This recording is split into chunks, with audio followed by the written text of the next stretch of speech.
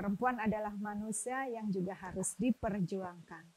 Dan ingat bahwa kita sebagai manusia ini punya rasa, akal, dan raga. Ketiganya harus kita akomodasi untuk memperjuangkan keadilan itu. Bukan hanya menggunakan ayat dan hadis saja. Ini loh, perhatikan perasaan. Rasa ya. Harus sama rasa ya. Rasa, akal, kalbu, ruh ya. Jasim, raga kita. Dan ada nafsu, itu juga tidak boleh dibunuh. Nafsu harus dikelola. Sehingga jangan mematikan nafsu-nafsu orang yang kita anggap itu nggak baik, tapi bagaimana kita mengajarinya mengelola nafsu itu dan memfasilitasinya sehingga nafsu itu menjadi dorongan positif melakukan hal yang menjadi lebih baik dari sebelumnya.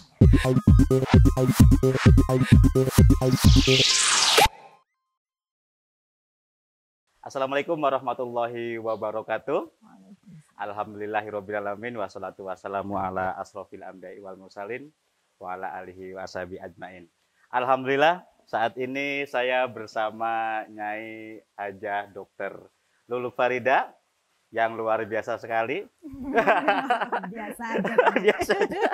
Terima kasih Mbak Luluk sudah sama-sama menerima saya di Pondok Pesantren PPAI Darun Najah Malang ya. Karangploso, Malang.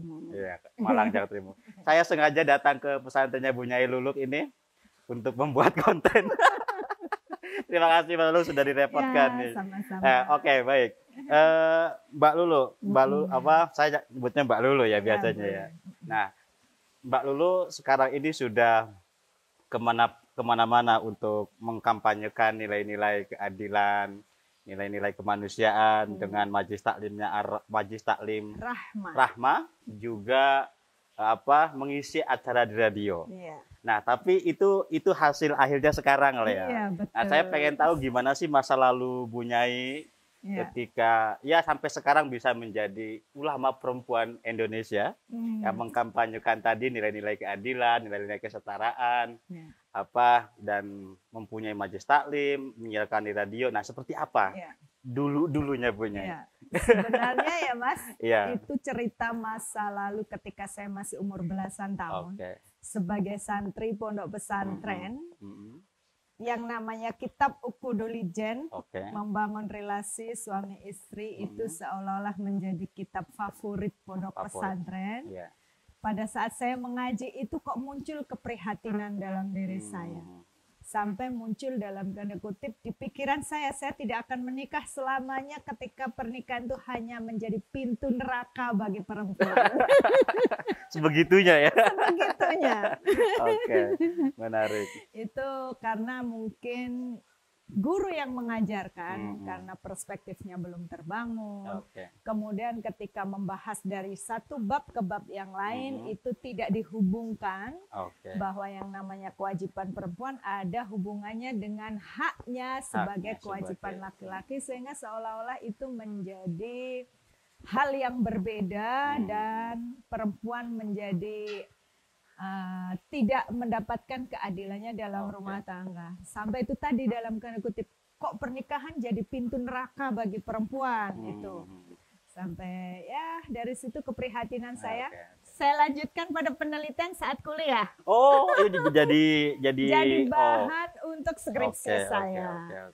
Nah, sebenarnya jurusan saya pendidikan bahasa Arab, tapi penelitian saya Al-Mar'ah Indal Islam. Al-Mar'ah Indal Islam. Itu kajian literasi sebenarnya. Saya ingin melihat benarkah Islam melihat perempuan itu sebagaimana yang disampaikan oleh guru saya melalui kitab Ukhudulijen itu. Saya mencoba mengkaji berbagai pendapat ulama, tafsir-tafsir, semua yang ada di perpustakaan. Saya kaji semua, kemudian saya masukkan juga setelah Quran pasti hadisnya seperti apa, saya coba korelasikan, plus realitanya bagaimana. Saya lihat berbagai literasi tentang kesehatan, tentang ilmu medis, sosial, politik, yang ternyata nggak ada tuh ulama yang sebegitu kejamnya menghakimi perempuan jadi calon ahli jadi neraka objek ya. gitu. Oke, Bu Nyai. Mulai kesadaran itu dari mana? Tadi, menyadari ketidakadilan. Oke, ya. Ya, sebagai keluarga pesantren, satu dari pendidikan tadi, nggak adil banget. Yang kedua, saya melihat lingkungan dan budaya di sekitar saya. Saya mengamati keluarga saya mengamati kedua orang tua saya dalam membangun relasi, dan banyak di masyarakat budayanya seperti apa gitu. Nah, dari situlah muncul kesadaran saya nggak mau seperti itu. Itu jangan sampai terjadi pada saya. Itu awalnya itu prihatin dengan kondisi pendidikan yang tidak adil, kemudian keluarga yang selama ini terbangun dan budaya, dan saya tidak ingin terjadi pada saya pada saatnya waktu itu pada saya. Belum ada kesadaran sosial namanya anak-anak ya. Gitu. Baru muncul kesadaran sosial itu ketika saya mengalami benturan sosial. Semakin dewasa kan makin banyak berinteraksi sosial tuh. Baru saya prihatin, wah ini nggak boleh dibiarin nih. Nggak boleh berlarut lah ya. Harus ada perubahan. Harus ada mindset manusia ini harus dirubah. Islam nggak seperti itu loh. Kenapa banyak orang melakukan ketidakadilan, melakukan hal-hal yang menurut saya itu kezaliman, tapi mengatasnamakan ajaran Islam. Kayaknya nggak benar deh, Islam nggak kayak gitu. Maka yang perlu dibangun adalah bagaimana membangun persepsi, perspektif, dan mindset masyarakat secara personal maupun secara sosial secara bersama. Nah, tadi Bu Nyai ngomong soal berbenturan dengan pesantren. Awal-awal seperti apa tuh? Ya, mungkin yang tahu di pesantren ya, perempuan itu kan konco wingking. Sebagaimana yang disampaikan Pak Harto ya. Sealim apapun Bu Nyai, tetap pemimpinnya Pak Yai. Contoh konkretnya seperti itu. Bu Nyai sehebat apapun ide-idenya nggak boleh menjalankan tanpa seizin Pak Yai. Dan kalaupun dijalankan nanti yang dapat nama Pak Yai juga.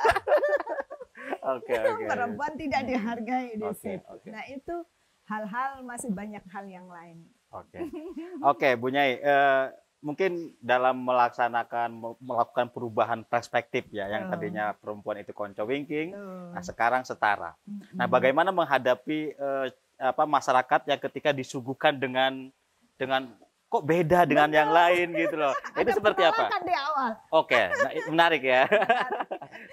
Ya, semula alhamdulillah begitu saya melakukan penelitian, ada sosok ulama perempuan yang memberi saya informasi, Mbak coba ikut di waktu itu ada program pengkaderan ulama perempuan yang dilakukan oleh Rahimah. Itu kan ada beasiswa 5 bulan, pelatihan secara berkesinambungan. Disitulah saya akhirnya menemukan, oh ternyata saya nggak sendiri ya pikiran saya ini. Ya, ketika skripsi saya sebenarnya dengan nilai A loh Mas. Yang tidak terduga gitu ya. Saya pikir waduh saya sendirian pasti ditolak para pembimbing, ditolak para penguji, ternyata dapat nilai A. Artinya hasil penelitian saya itu benar gitu kan. Diakui oleh masyarakat, oleh orang sekitar kita secara akademik.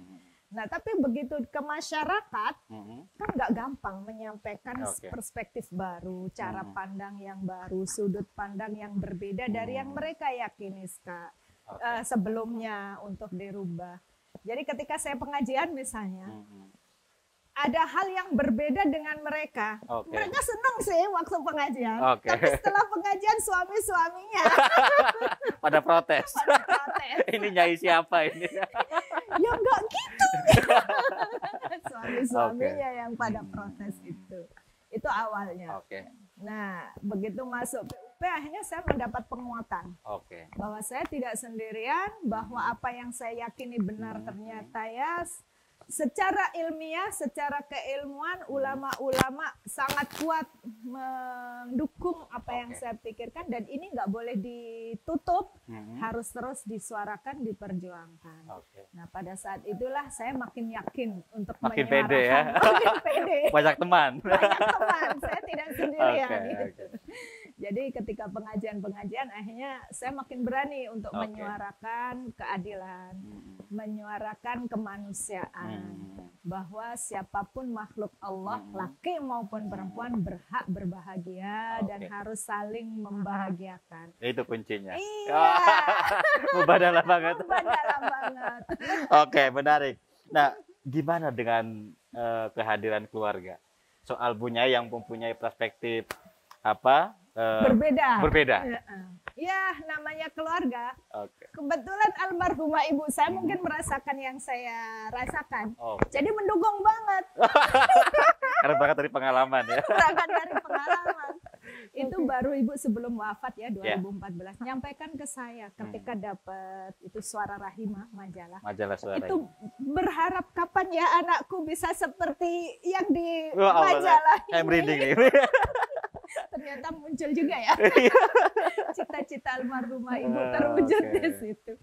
Itu kalau dari keluarga. Ada pro kontra sih, ya pastinya, terutama yang sudah punya status dengan kekuatannya, status quo-nya, rasa terancam dengan kehadiran ini perspektif baru. Bahkan saya sempat diisukan kena aliran sesat, Mas. Sama keluarga? Sama keluarga saya sendiri. Sama keluarga saya sendiri, dan termasuk saya akhirnya memutuskan keluar dari keluarga, berhijrah karena tantangan yang begitu berat itu. Ternyata menyuarakan keadilan dan kemanusiaan itu butuh pengorbanan. Saya cuma mikirnya Nabi aja harus diusir dari Mekah. Betul. Harus hijrah. Dan dengan ikhlas ternyata mendapatkan tempat yang lebih manfaat dan barokah. Insya Allah itu yang saya temukan sekarang. Alhamdulillah. Ini luar biasa banget perjuangannya menyuarakan nilai-nilai keadilan. Betul. Karena memang nilai keadilan itu nilai hal yang kecil di sebuah lingkaran yang besar. Iya, betul. Hal yang sama, beda sudut pandang aja. Itu kan nggak gampang. Belum lagi benturan-benturannya, tantangan-tantangannya. Menarik sekali ini. Sosok Bunyai Luluh Farida begitu luar biasa ketika mengkampanyekan, mengajak orang menebar nilai-nilai yang rahmatan lil alamin. Di tengah-tengah budaya patriarki yang kuat. Betul. Bunyai, soal KUPI ini. Bunyai tahun berapa ketika gabung dengan PUP Rahimah itu? PUP Rahimah 2005 kali ya. 2005-an ya. Berarti berapa tahun nih? Udah 22 tahun. 16 tahun. 17 sekarang. 17 tahun. 17 tahun. Nah, sekarang ada KUPI, Kongres Ulama Perempuan. Semakin pede apa semakin apa? Alhamdulillah ya. Saya terlibat di KUPI kan sejak pra-KUPI ada workshop di Jogja tuh. Untuk menjaring masukan-masukan itu kan. Nah itu dengan adanya KUPI makin kuat. Kalau tadi dengan PUP hanya berapa orang saya sudah merasa dapat kekuatan, apalagi dengan KUPI makin banyak ratusan orang di Nusantara ini, dan masih ada internasional yang juga sama dengan kita masuk satu perjuangan. Disitulah makin pede dan makin yakin bahwa kita itu berada di jalan yang benar, bukan yang sesat. Yang dianggap sesat Bunyai. Yang dianggap sesat. Oke, menarik ya. Ya, tadi apa adanya KUPI kita semakin besar lah ya. Tadi menjadi lingkaran kecil di tengah-tengah besar. Sekarang menjadi sama-sama besarnya nih. Masih banyak juga memang yang yang patriarki, yang tidak yang menolak, tapi kebanyakan yang kita tidak sadar saja sebetulnya. Karena memang ibunya di luar sana yang masih mengkampanyekan terus jadi seolah menjadi kayak di bawah alam sadar ya soal budaya patriarki ini. Tapi kita bersyukur sekali ada Ulama Perempuan Indonesia, ada KUPI yang selalu menyuarakan hal-hal kebaikan. Nah, Bunyai, ada nggak sih, saya ingin bertanya satu lagi. Nah, ini soal bukan tantangan, tapi ke depan harus bagaimana Ulama Perempuan Indonesia ini? Ulama perempuan Indonesia harus makin terus banyak belajar seiring dengan dinamika sosial, ekonomi, politik yang tantangannya makin besar. Apalagi Indonesia sudah kemasukan, maaf, dalam tanda petik, menyuarakan dengan lantang intoleransi. Dan sasarannya adalah perempuan. Termasuk kemarin, maaf ya, ada satu nama nasional yang masuk di Malang, yang ditolak. Sasarannya siapa itu? Emak-emak. Nah ini loh, karena sasarannya emak-emak, maka emak-emak ini nggak boleh dibiarkan. Ulama perempuan harus tidak boleh diam. Ya, semua harus menyadari mungkin mereka terselubung hanya dengan pertemuan-pertemuan yang mungkin bagi kita ya itu biasa gitu. Tapi secara perlahan kan afirmasi cara berpikir, pola pikir, membangun perspektif, membangun mainstream terhadap keadilan atau ketidakadilan yang seolah-olah kalau secara ide bagus sih, tapi begitu dipraktekkan ini justru perempuan yang jadi korban gitu ya. Ini akal, kalau bahasa Mbak Nur Rofiah, nalar kritis harus jalan. Jangan mau hanya didoktrin pakai ayat yang itu sangat tekstual sekali, karena ayat Quran tidak berdiri sendiri. Ayat Quran harus difahami baik antar ayat yang lain. Jangan satu ayat berdiri sendiri, pasti ada hubungan dengan ayat lain. Jika tidak, bagaimana Nabi mengimplementasikannya? Apakah Nabi seperti itu? Yang jelas kita yakin dan percaya bahwa Nabi menegakkan rahmat bagi seluruh alam dan mati-matian berjuang untuk perempuan. Memajukan perempuan. Jangan mundur lagi ke zaman jahiliyah. Kita sekarang kayak seperti mundur lagi ya, Bu. Iya, itu ada gejala mau dimundurkan lagi. Perempuan nggak boleh maju, perempuan didomestikkan, perempuan nggak boleh jadi orang cerdas. Pembatasan terhadap kemajuan perempuan ini yang harus mulai diwaspadai. Padahal dulu Nabi itu sangat menjunjung nilai-nilai perempuan ya. Memperjuangkannya luar biasa, mati-matian sampai hijrah. Iya. Dan sekarang kok kita malah mundur lagi.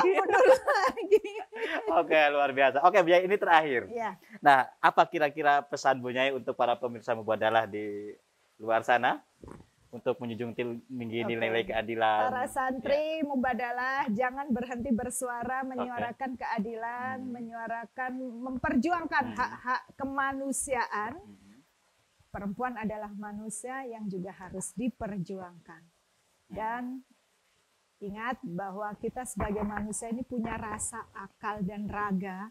Ketiganya harus kita akomodasi untuk memperjuangkan keadilan itu. Bukan hanya menggunakan ayat dan hadis saja. Ini loh, perhatikan perasaan. Harus sama rasa ya. Rasa, akal, kalbu, ruh ya. Jisim, raga kita. Dan ada nafsu, itu juga tidak boleh dibunuh. Nafsu harus dikelola.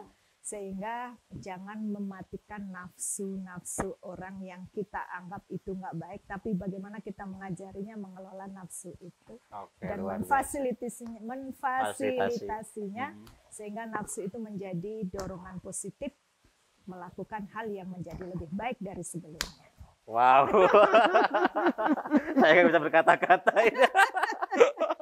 harus menyimbangi teks dan konteksnya lain. Jadi teks dan konteksnya. Kalau kita berhadapan dengan teks langsung, tentu itu zaman dulu. Betul. Nah, sekarang berbeda, apalagi sekarang teknologi digital. Itu kayaknya di Al-Quran mungkin tidak ada ya kata. Dan kalau menurut saya sejak zaman Nabi, Nabi tidak hanya memegang teks loh. Nabi juga memperhatikan konteks. Contoh ayat tentang azaniyatu wazani fajlidu kulla wahidin minhuma mi'ata jaldah. Kalau menurut teksnya orang berzina kan harus dijilid 100 kali. Ternyata konteksnya Nabi enggak. Tidak ya. Harus ada saksinya. Harus ada saksi, bahkan harus orang itu yang mengajukan diri. Yang mengajukan diri. Iya betul. Bahkan dia beberapa kali di hadis itu ya. Beberapa kali orang minta pun sama Nabi enggak, taubat itu Nabi aja. malah menegosiasi itu. Menegosiasi janganlah kamu iya, taubat anakku masih aja. kecil. Nah, betul, jadi biasa. konteks itu penting. Oke. Dan antar orang pun Nabi menghakiminya beda cara mengatasinya. Ya. Oke. Ada konteks itu sejak zaman Nabi Muhammad SAW. Nah ini, Nabi juga berkontekstualisasi saat itu. Ayat Quran juga ada konteksnya, asbab nuzul. Asbabul nuzulnya. Ucapan Nabi juga ada konteksnya, asbabul wurud. Kenapa? Ada tujuan yang lebih mulia, rahmatan lil alamin. Luar biasa. Sayang sekali waktunya mau habis, Bu Nyai. Oke, terima kasih teman-teman pemirsa Budaya yang telah yang menyaksikan tayangan ini. Jika tayangan ini baik, silakan share ke orang-orang terdekat supaya kita semakin bahagia dan membahagiakan. Itu saja dari saya. Terima kasih Bu Nyai atas waktunya. Mohon maaf jika ada salah hilaf. Oke, baik. Allahul muwaffiq ila thoriq. Assalamualaikum warahmatullahi wabarakatuh.